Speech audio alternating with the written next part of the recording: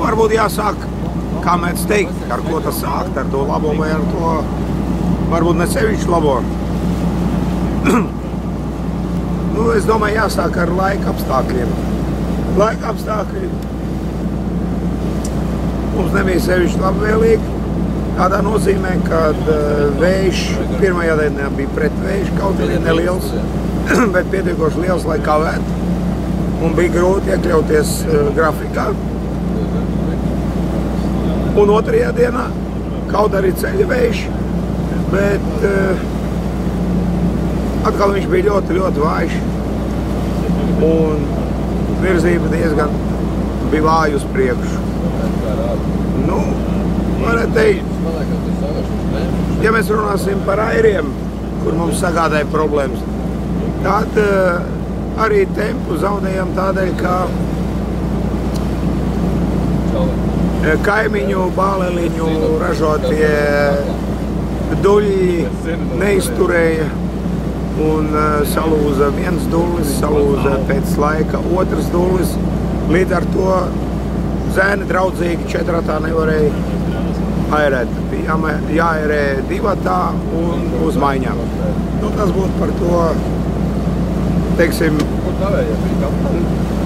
balāko pusi. Zināms, medaļai ir divas puses, un otra puse bija ļoti spoža. Cepur nost zēnu priekšā.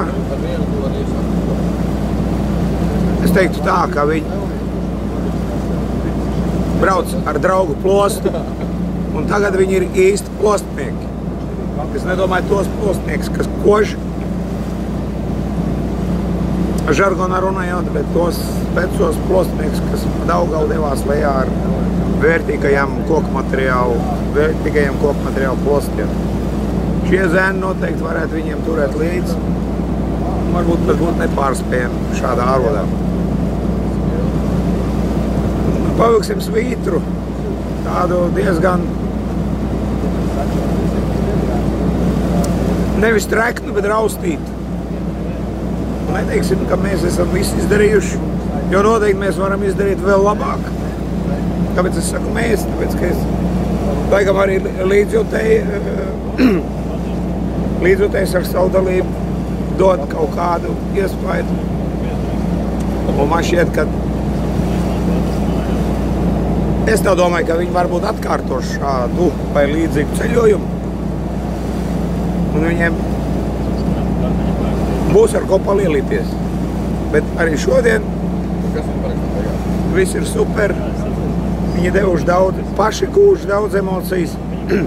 Emocijas vispārējiem komandas dalībniekiem, kas pavadīja, nodrošināja gan pavadītājiem, gan Roņu salā sagaidītājiem.